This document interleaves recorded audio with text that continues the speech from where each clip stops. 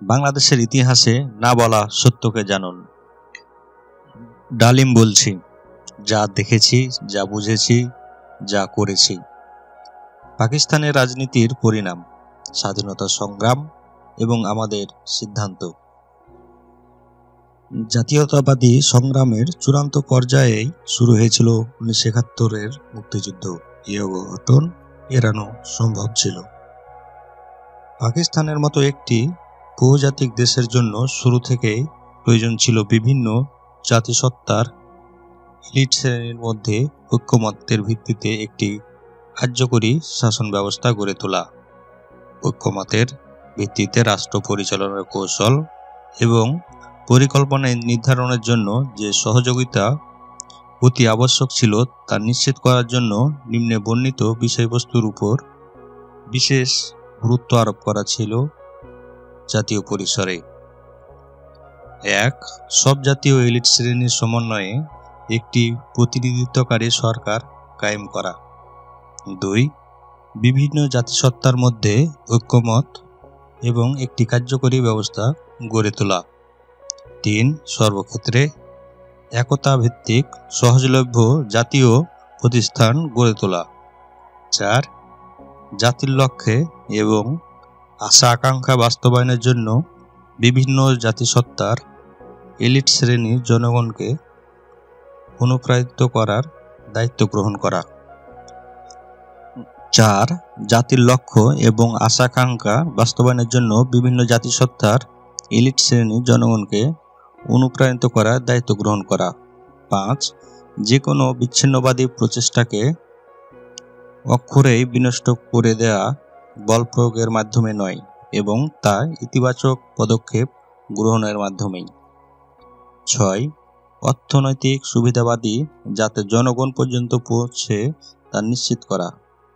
আধুনিকরণ এবং উন্নয়নের সুফল সমভাবে যাতে সব জাতিগোষ্ঠী উপভোগ করতে পারে তার ব্যবস্থা নিশ্চিত করা।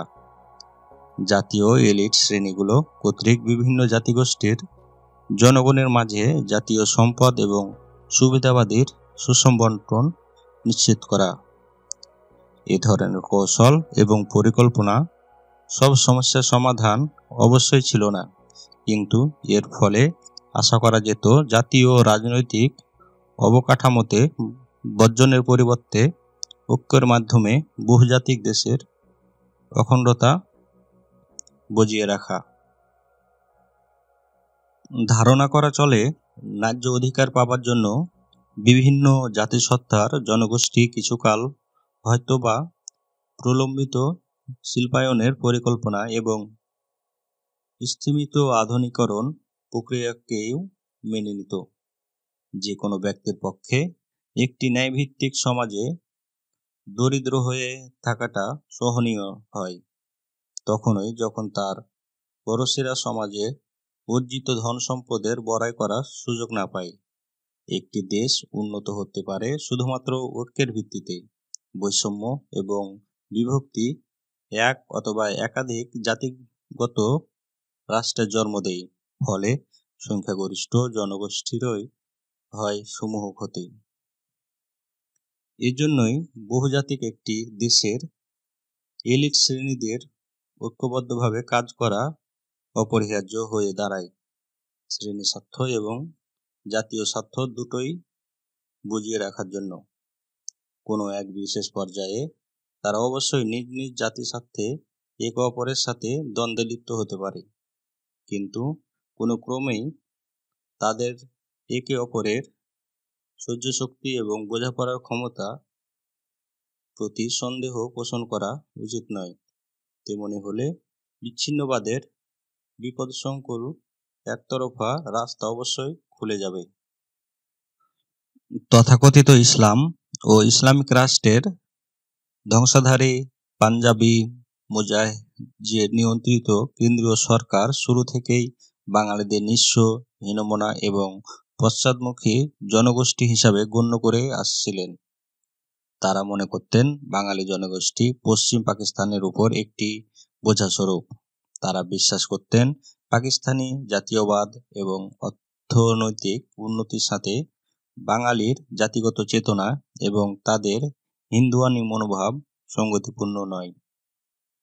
যাই হোক না কেন, একথা অস্বীকার করার কোনো উপায় নেই যে আইয়ুব খানের প্রণীত অর্থনীতির ফলে পূর্ব পাকিস্তানের শিল্প উদ্যোগীর সংখ্যা তুলনামূলকভাবে বৃদ্ধি পায়, কিন্তু ওই সমস্ত উদীয়মান শিল্প উদ্যোগীরা সরকারি মদদ এবং পৃষ্ঠপোষকতায় বেড়ে ওঠা পশ্চিম পাকিস্তানি শিল্পপতিদের সাথে সহযোগিতায় টিকতে না পেরে বাঙালি জাতীয়তাবাদী রাজনীতিবিদ যারা আঞ্চলিক স্বায়ত্তশাসনের জন্য সংগ্রাম করেছিলেন তাদের সাথে হাত মেলান।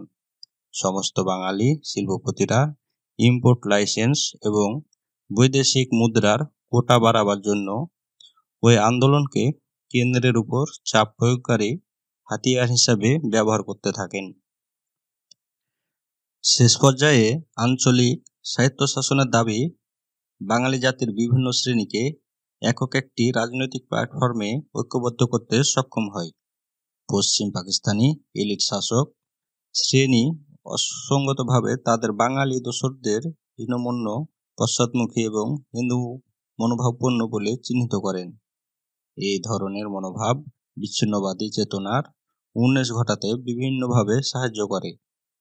তদুপরি শেখ মুজিবের বিচার দেশের নাজুক ঐক্যের উপর হানে চরম আঘাত। এখানে আবারও উল্লেখ করতে হয়, মুজিবের 6 দফার কোনো নতুন কিছু ছিল না। অতীতের বহুবার এ ধরনের দাবিসমূহ বাঙালি সাংসদগণ কেন্দ্রীয় সংসদে উত্থাপন করেছিলেন। আগরতলা ষড়যন্ত্রের ঘোষণার সময়টি ছিল অতি গুরুত্বপূর্ণ। এই ঘোষণাটি করা হয় এমন এক সময় যখন সারা দেশ জুড়ে এক জটিল রাজনৈতিক সমস্যা বিরাজমান। দেশ জুড়ে জনগণ যখন আইয়ুব শাহীর নিষ্পেষণ এবং স্বৈরাচারী শাসকের বিরুদ্ধে বিদ্রোহী হয়ে উঠেছে। আইয়ুব শাহী আঞ্চলিক বৈষম্য দূরীকরণের কোনো প্রচেষ্টা তো করেনি, বরং পাঞ্জাবি মুহাজির এলিট শ্রেণীর কায়েমি স্বার্থকে লালন করে তাদের আধিপত্যকে আরও সুসংহত করে তোলে। সামরিক শাসনকালে কেন্দ্রীয় প্রশাসনে বাঙালিদের প্রতিনিধিত্ব এরকম ছিল না বললেই চলে। 60-এর দশকে যখন বাঙালিদের ধৈর্যের বাঁধ প্রায় ভেঙে পড়েছিল, ঠিক তখনই পাকিস্তানের কেন্দ্রীয় শাসকগোষ্ঠী কর্তৃক বাঙালি রাজনৈতিক নেতৃবৃন্দকে বিশ্বাসঘাতক এবং শত্রুশক্তি ভারতের দালাল হিসেবে আখ্যায়িত করার ফলে অবস্থার আরও অবনতি ঘটে। বাংলাভাষী জনগণ যারা স্বার্থহীনভাবে 1947 সালে পাকিস্তানের পক্ষে ছিলেন, তারা পশ্চিমা শাসকগোষ্ঠীর কাছ থেকে এ ধরনের ব্যবহার কখনোই আশা করেনি। পাকিস্তানের সৃষ্টিতে বাঙালি জনগোষ্ঠী সর্বশেষ গুরুত্বপূর্ণ ভূমিকা পালন করে। এ সত্যটি অতি সহজে ভুলে গিয়েছিল পশ্চিমা শাসকগণ। যদিও বাহ্যিকভাবে মুজিবের দাবিগুলো ছিল চরম প্রকৃতির, পাকিস্তান তখনও ছিল অতি প্রিয় প্রতিটি বাঙালির কাছে। বাঙালি জনগণ শুধু চেয়েছিল রাষ্ট্র পরিচালনার ক্ষেত্রে মত প্রকাশের ন্যায্য অধিকার। তারা চেয়েছিল সাম্য এবং সংহতির উপর একটি রাজনৈতিক কাঠামো। তারা চেয়েছিল স্বৈরাচারী একনায়কতন্ত্রের পরিবর্তে একটি গণতান্ত্রিক সরকার। স্বৈরাচারী একনায়কতন্ত্র তাদের অতীতের হিন্দু আধিপত্য ও অত্যাচার এবং ঔপনিবেশিক শোষককেই জোরালোভাবে মনে করিয়ে দিয়েছিল। এ থেকে এটাই পরিষ্কারভাবে বলা চলে, বাঙালিরা সুনিশ্চিত কতগুলো লক্ষ্যের বাস্তবায়নের জন্যই মূলত সংগ্রাম করেছিল, কোনো স্বাধীন রাষ্ট্র প্রতিষ্ঠা করার জন্য নয়। এটা জোর দিয়ে বলা চলে যে আইয়ুব শাহীর পতনকালে পূর্ব পাকিস্তানের বিচ্ছিন্ন হয়ে পড়াটা মোটেই অবধারিত পরিণতি ছিল না।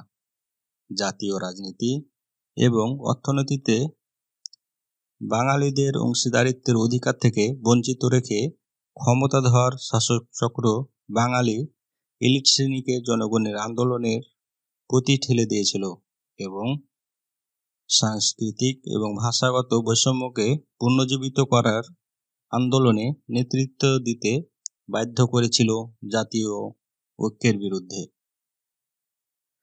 এ থেকে পরিশেষে এটাই বলা চলে যে অসম উন্নয়নে বাধ্য করেছিল বাঙালি এলিট শ্রেণীকে কেন্দ্রের বিরুদ্ধে জনগণের সাথে ঐক্যবদ্ধ হতে এবং জাতীয়তাবাদী চেতনার পরিবর্তে বাঙালিত্বকে উস্কে দিতে।